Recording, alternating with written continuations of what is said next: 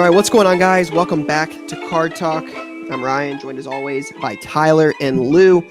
And on today's episode, we are going to get into some injury news in the NFL, what that means to card prices. We're going to talk about the upcoming Prism football release, and then we're going to answer your questions. We hinted that on the last episode, how you could submit questions to us via Instagram, Twitter, or email, and we're going to answer some of those questions today.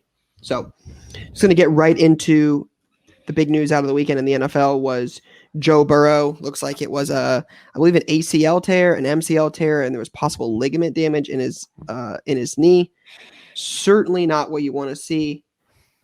I saw someone tweet on Twitter, and I couldn't agree more. That said it should be illegal to take someone with Joe Burrow's talent and put him on a team with such a lackluster offensive line, because that team. Joe Burrow is great, and that offensive line is awful. And, I mean, you guys have seen it all year if you watch anything about the Bengals. I mean, dude's been getting destroyed. Yeah.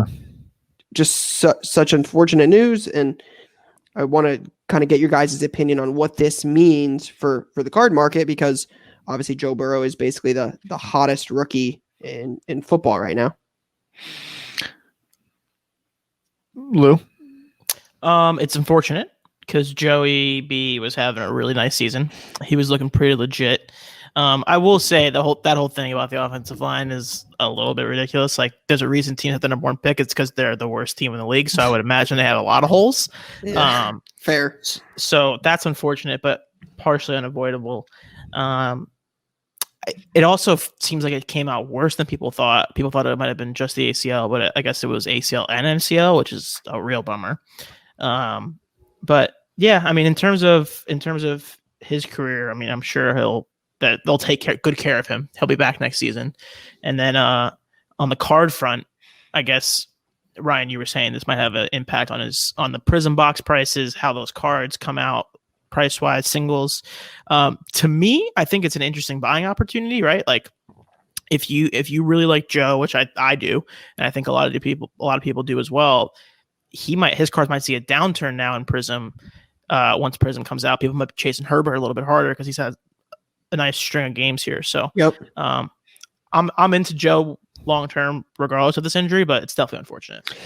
Lou, yeah. I think you hit the nail right on the head there. Herbert definitely going to see a nice uptick. He's been playing the best, and Herbert I think that looks good. That ball he threw to Keenan Allen for a touchdown, rolling out to his left, laser. With the dude covered, I'm like, no offense, but he played the Jets. It could have been any team in that for that play, but yes, okay, I get the Jets reference. But Lou and I think the Herbert aspect makes I don't think that's going to hurt Prism a whole lot. If we didn't have Herbert playing the way he was, Prism probably wouldn't be as hot out of the gate. But Herbert still being on fire. I saw Tua got benched, not playing amazing, so that'll hurt a little bit, but I think Herbert will help. But this to me, this is what I was going to ask you guys, is with the market the way it is, as hot as it's ever been, this is the first time I can remember in this market where a major star got hurt. So right in the past, when the market wasn't as hot as it was, somebody got hurt and their cards plummeted.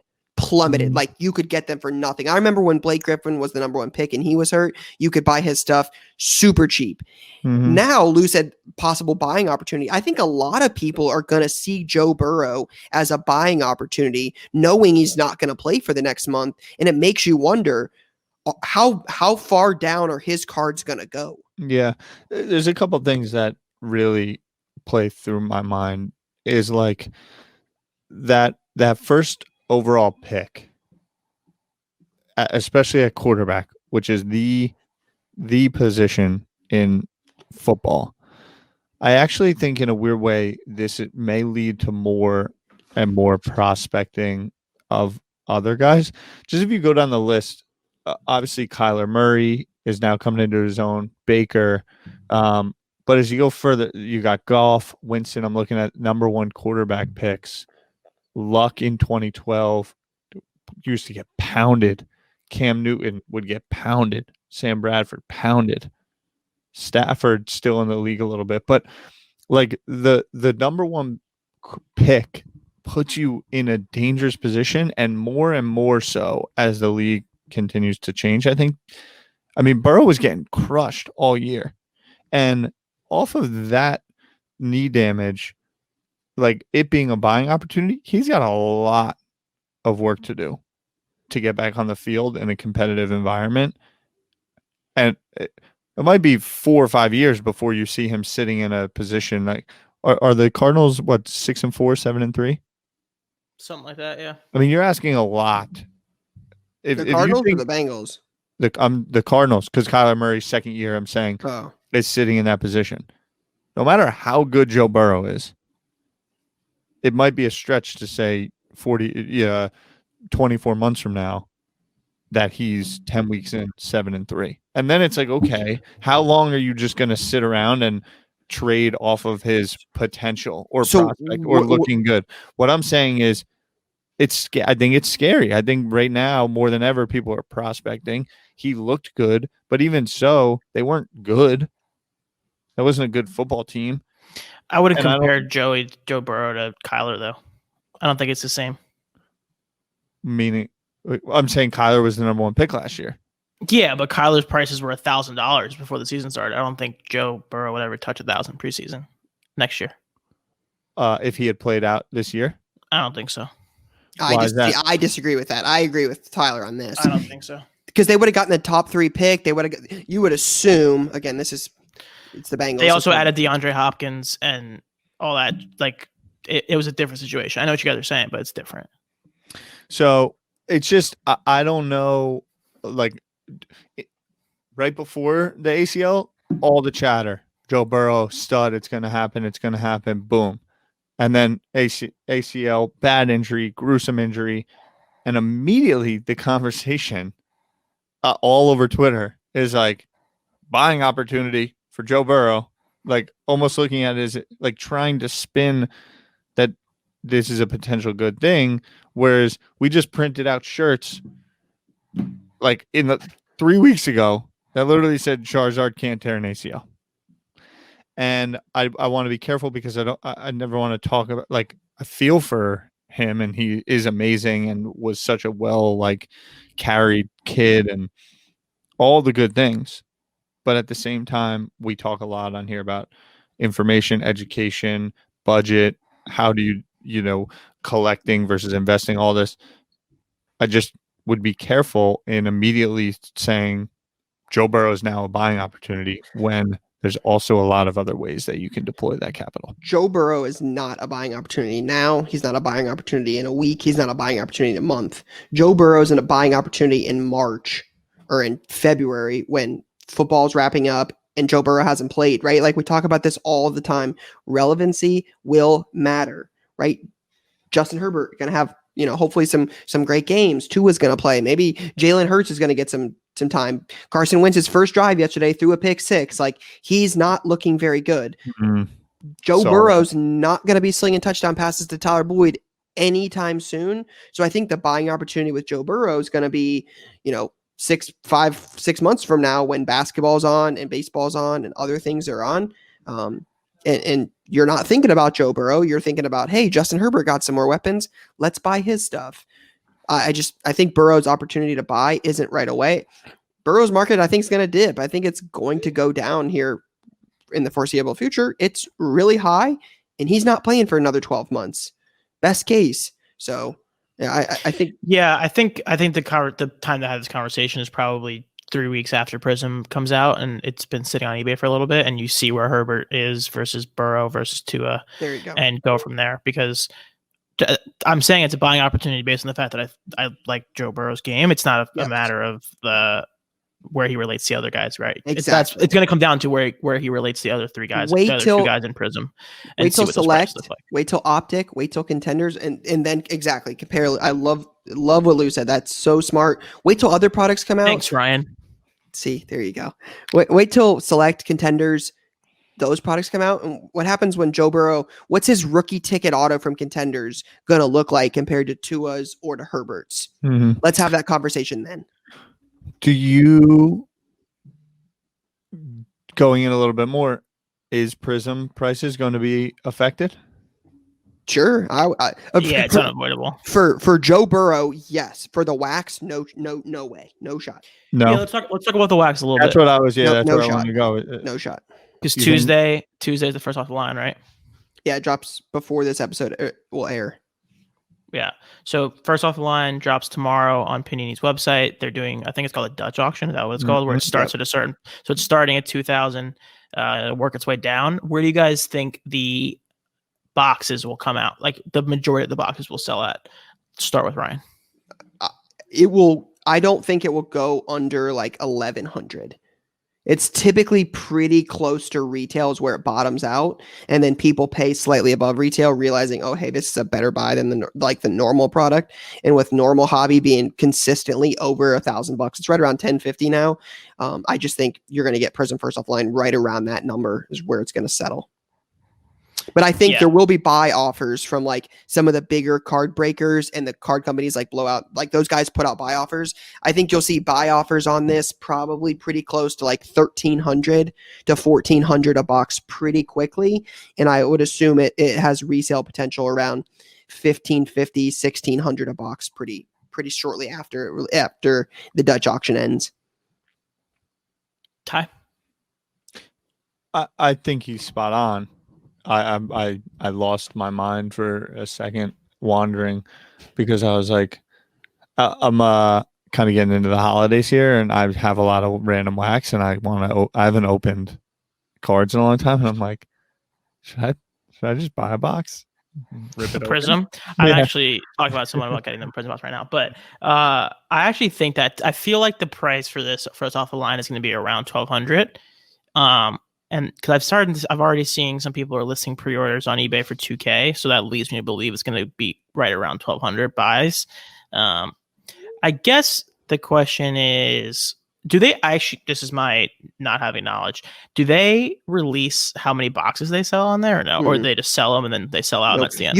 You can typically figure it out if they number the shimmers. So there's typically like a red shimmer, a blue shimmer, or like a light blue shimmer. Like, and that's what they did in basketball in like 18-19. And those were all numbered to 7. So then you could just do, well, there's 7 of this, 7 of this, 7 of this. There's 385 total cards. You just do the math, and then that's how you figure it out. But the last couple of years for Prism, first off the line, they haven't numbered all of the parallels. That makes it harder to track. So, but they've never officially released. There will only be 5,000 boxes available. Yeah. I don't expect it to like Lou said, 1,200, 1,100. To me, there's no way it goes under $1,000 a box. I just don't think see so it. either. It's impossible. If the regular hobbies are selling for 1,000, 1,050, 1,100 by tomorrow, it's not possible. Yep. And if they Doesn't are seem- like people, I'm gonna. I would buy a case of that. Yeah. I think that's a good buy. Yeah, 100%. All right, so now let's get into questions we got from the audience. Again, these were questions we solicited on Instagram or Twitter. If you guys want to ask questions for future episodes, feel free to reach out. It's just Card Talk Pod on IG or Twitter. So Lou, why don't you start us off? What question do you have this week? All right. Shout out to everyone for the questions, by the way. We appreciate it. Helps make our jobs a lot easier. So Taylor Douglas at Douglas Taylor on Twitter said, when buying lots to flip, should I be looking more for bigger names and cheaper sets or more expensive sets and lesser tier names? So the example he gave, would you rather buy a bunch of Chronicles of John Morant and Zion, or would you buy Prism, RJ Barrett, or Kendrick Nunn? Ty, start it off. And let's take the other thing is that I would say the qualifier to take off is like assuming that you believe equally in both Zion and Kendrick Nunn. Where are you going? Yeah, I think which is not a strategy I've deployed personally, but I do think that both, the way I frame this conversation up in my mind, both are modern players. Both could get Joe Burrowed tomorrow, meaning something could happen and the whole thing collapses. Now, Joe Burrow, likely the whole thing's not going to collapse because he is tier 1A, right? So, boom, that makes me go Zion, tier 1A, Kendrick Nunn, maybe not as tier 1A, right? So the investment that these organizations, what they mean to the league, the fanfare that they have. So I do think that if you're going to play a modern game, ball, like if he ends up not on the Nuggets, for them, they can keep it moving. He's not a top 5 pick for them, etc. I would go with the Zion and go across product, because I think that you're going to find a lot more demand, more purchasers out there that are not caught up in the product, but would rather have cool cards of the player for you as they as they climb the higher ranks of their career ladder, that are looking to acquire those cards. How many people are on eBay right now searching Zion, and how many people are searching Kendrick Nunn? Yeah. Right? Like, the demand is higher for Zion. Zion's potential is higher than Kendrick Nunn's, right? Like, the likelihood one of those two guys works out is going to favor Zion. All things, Zion, even with his weight and his a lot of other things that could be there, Zion definitely has the biggest potential. And I think that's just important, right? Like, Kendrick Nunn, it wouldn't really surprise any of us, none of us at all, if next year Kendrick Nunn didn't play at all for the Miami Heat. Like, none of us would be like, oh, man, that's crazy. Like, he didn't play for most of the season when he was back. They had Dragic. Like, and this isn't, to crap on Kendrick Nunn. This is just people want to buy the best, the best of the best. They're going to look for Zion more. You'll have more luck selling something that people are after, right? Like, in all my years buying lots, cool cards of lesser players are going to sell, but buying rookies and inserts and bulk stuff of those guys is just a little bit of a harder move. There's slimmer margins. The demand isn't there. To me, I would rather have the bigger names than the It makes me really, because I have a couple of buddies that are playing in this game heavy, but like the Michael Jordan insert, like anything Jordan card wise, random insert looks cool. Like, carries serious weight now. Sure. So now the trickle down of that, again, Zion is not even in the galaxy of Michael Jordan. But if you apply that over time, it's like, it makes sense.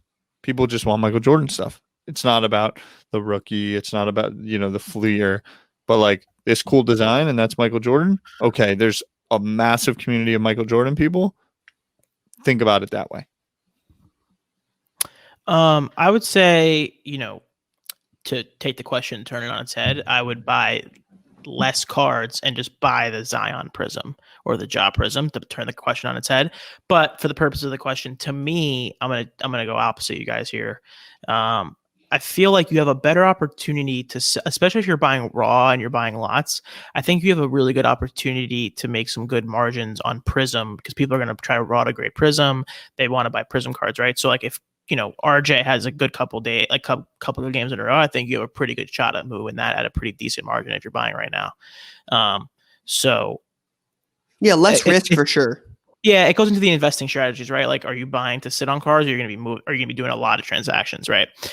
That's coming up a lot recently. But yeah, I just think if you're doing a lot of transactions, I think you have a pretty good opportunity. You're taking a little more risk in the player that you're buying, but your dollar amount is probably cost per card is probably significantly lower. And I think this is a great time to point this out, because we've mentioned this before, but not recently. There's not really a wrong answer, right? There are reasons to take both strategies. Everybody collects and everybody invests differently. So like Lou said, you could buy a bunch of RJ rookies for a couple bucks, have less risk that RJ Barrett's going to be as good or as popular as Zion, but you're not going to spend nearly as much money buying Zion. So yeah, I love it, but I think this is a good time to point out that there isn't a final answer for these questions. It's just, opinion. I will say though that a majority, you can wrap things up always like there's no right answer. That answer, what we speak to a lot of times, and the questions that are coming in are individuals that are either newer to the hobby and or are looking to make money off of being in the hobby.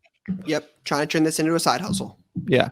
Like, amazing if you are listening right now and you have no interest in profiting off of an Anthony Davis card. Amazing. That's fine. And we love that you're still a part of this and enjoying, and hopefully we can bring some value to you as well.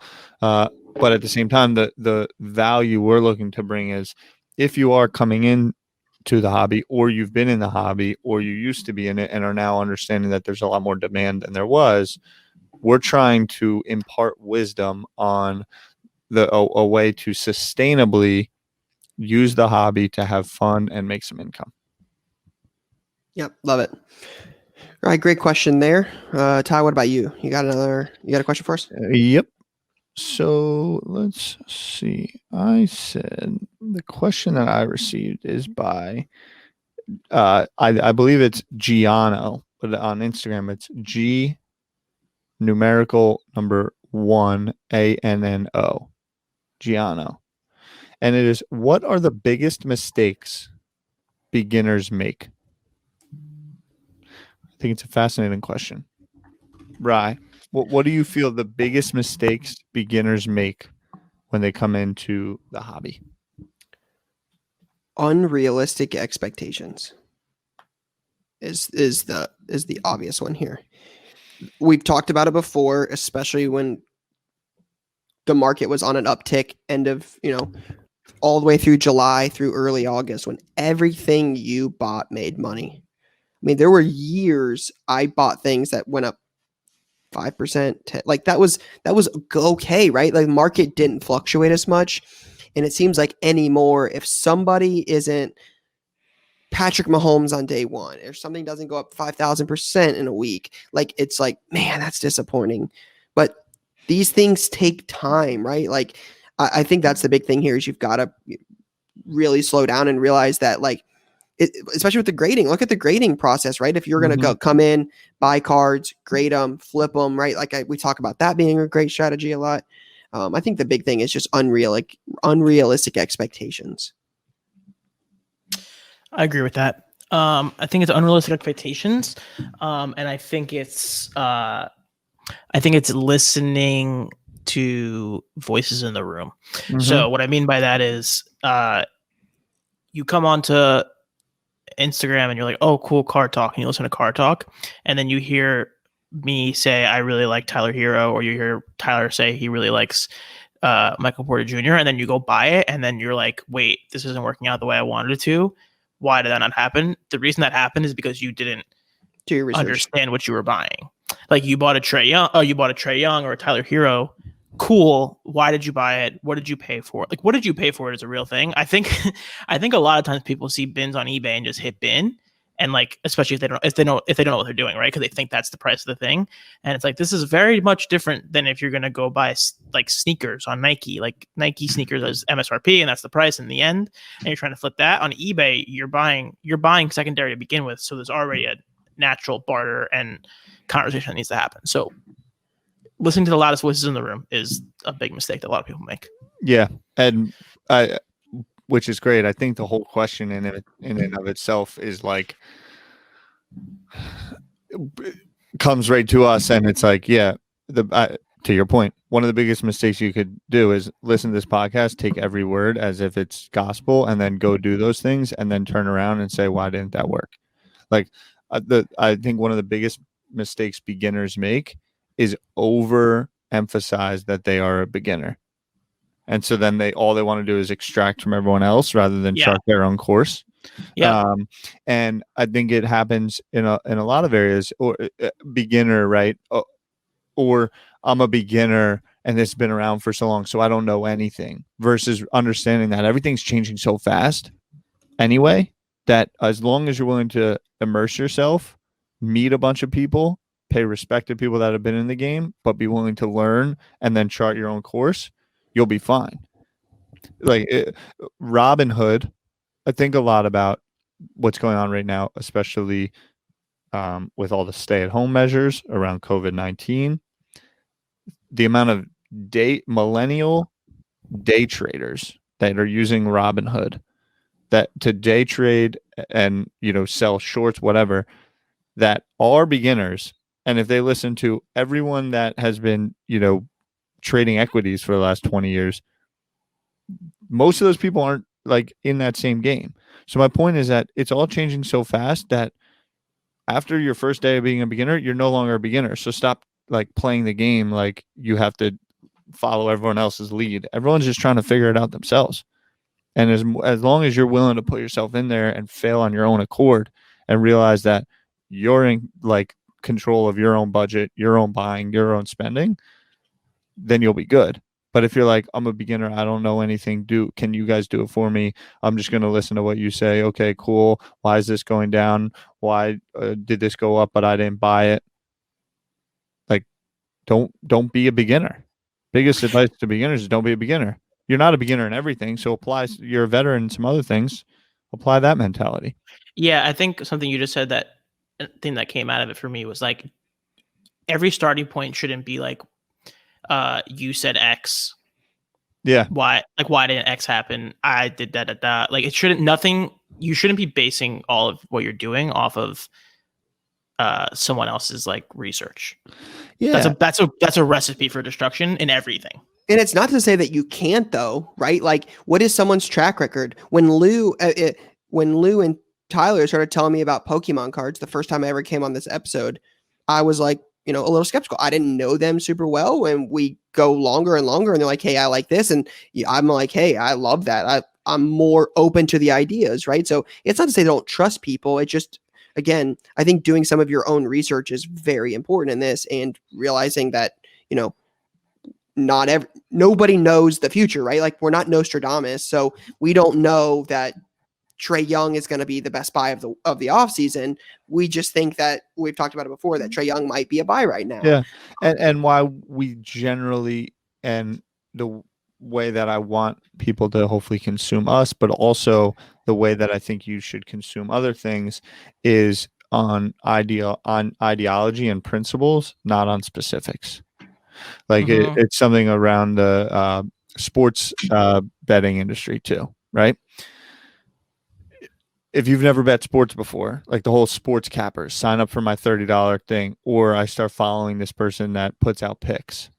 Like, if you start on a Tuesday, well, you don't know if they went 0-8 on Sunday and Monday, and then they're 5-0 on Tuesday, and then you're like, this person's amazing, and then you just start doing everything that they're doing. Not getting the whole picture. You're not getting the full picture, but maybe there's a reason why they took those 5 picks. Can I learn from the reason why, and then apply that to my own decision making? So that was a great question, but I want to kind of build on that, because we have a question that I got that I actually really like, that's very similar to that, and I think it applies here.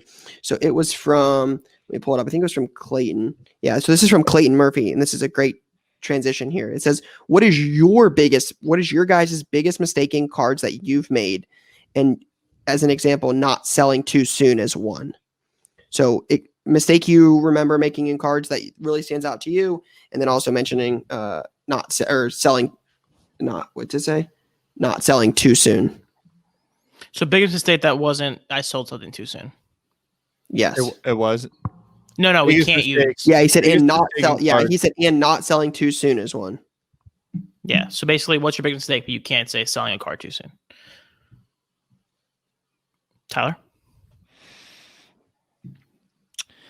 I would say it's actually the advice that I just gave in the last answer. It was not applying the principles that I was being taught, mainly by Gary initially and early on, across other verticals of my own interests. Lou, Pokemon. Like immediately we went, okay, I see this conversation happening over here around modern basketball cards. And we would look at each other and be like, Pokemon. Like, it's clear and obvious they can't get hurt. The supplies are exponentially lower. And I damn well know more people care about Charizard than they do Zion. I don't care what you say, no matter what. He might be the most hyped dude out. It's not even close. But I only like dabbled. I didn't fully go there because I wasn't ready to make the decision on my own. Like I was like, I see it. Nothing is more obvious. I could have been buying PSA 10 first edition. Like they were still expensive, comparatively, at that time, even spending $5,000 on a card would have been like, Makes no sense. Makes no sense. But it was right there, and I knew it, and I knew it cold.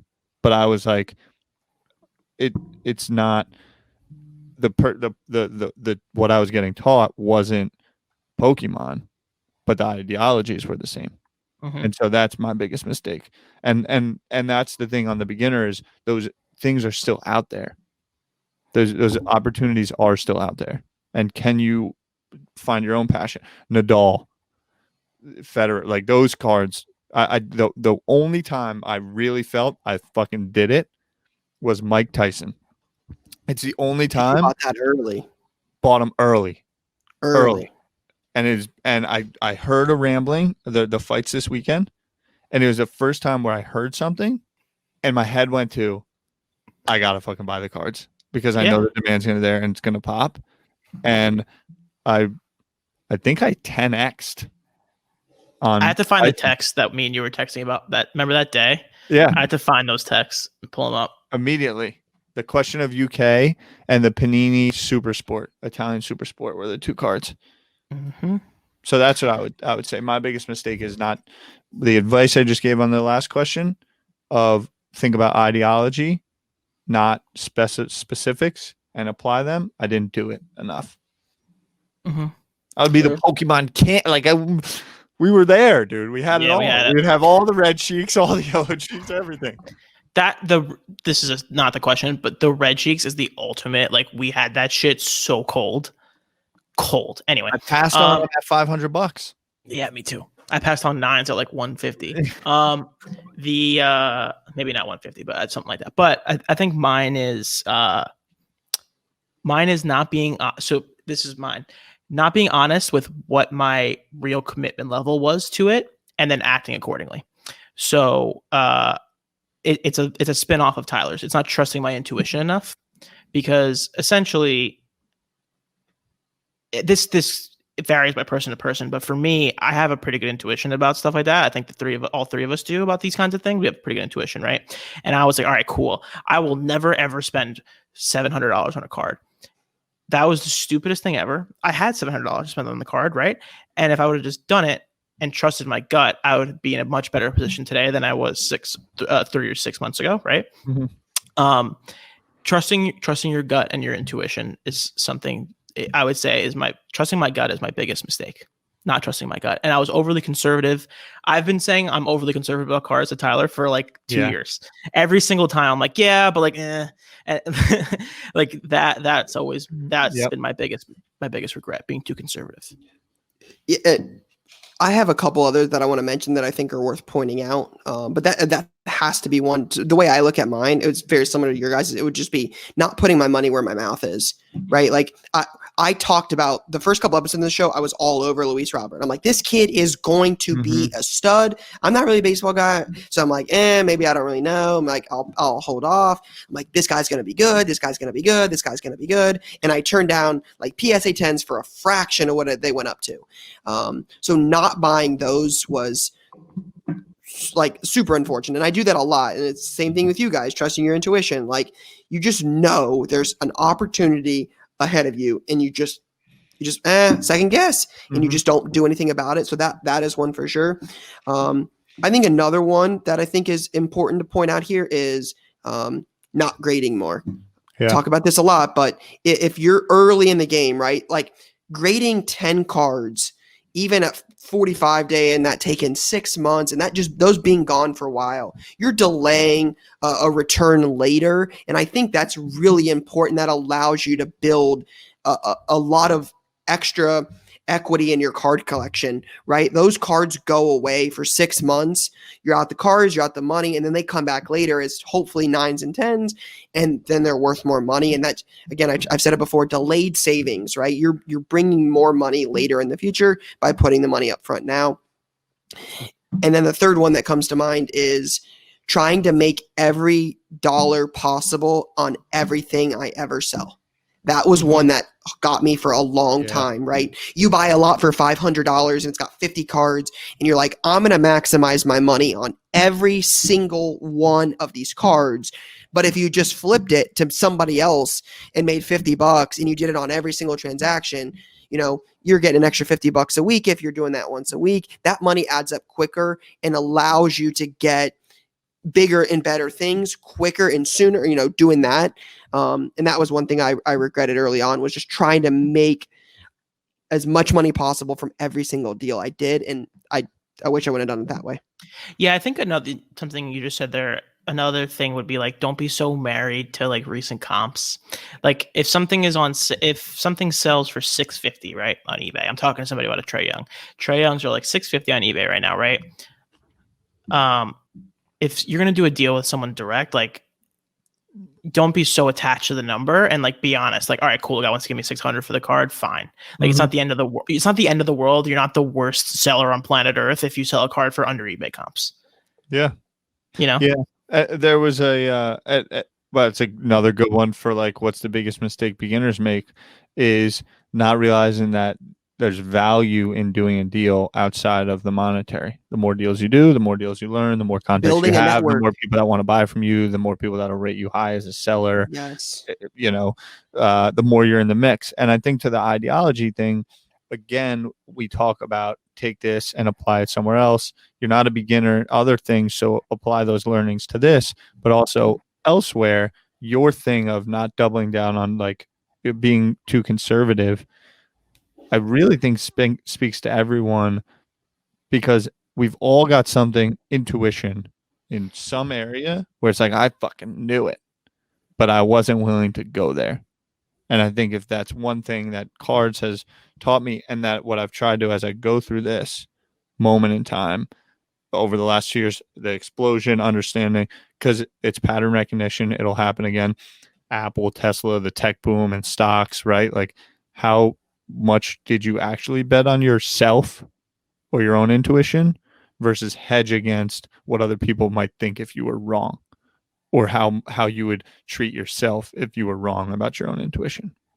So I think that is something that's super important. Just as I sit here and listen to that, it's like, because once you don't believe, a lot of times it's hard to believe in your own self, Ryan, to be like your career, you're a married man that owns a home, and you buy and sell cards as like a career. Like, you at some point had to be like, I'm going to do this as a lifestyle, not as some random thing on the side. Mm-hmm. And I think that a lot of people know the right thing that they should be doing and believe it because it just happened and they see it and their perspective tells them, but they're too risk averse on their own belief because they might let themselves down. Like, if your card shop goes out of business, then damn, maybe I should have just worked a 9 to 5 my whole life instead.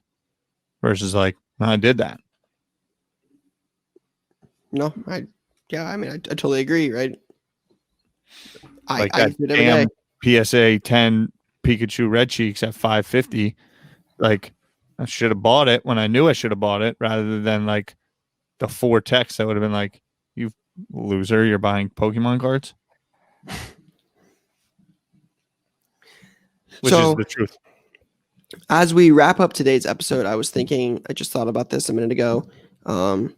Thanksgiving obviously is this week, so I would love to get hear some stuff from our listeners. So if you've made it this far, obviously super, super appreciative, but a lot to be thankful for right this week. Certainly appreciate this opportunity on this podcast and the people that listen, but I would love to get something going once this episode drops about I want to see some like personal collections, right? We talk a lot on this show about like flipping and investing, but a lot of us still collect cards and like still have like personal collections. So you guys, I've showed, Lou and Tyler, I have a pretty extensive Ohio State collection. So I would love for some people to post on Instagram in their stories and tag us in their stories, post on Twitter. We'll certainly get those reposted, but some of the cards you're thankful for in your collection, as Thursday is Thanksgiving. So I would love to get some feedback from the listeners. So if you guys want to tag us in those, we'll be sure to repost them. Hell yeah.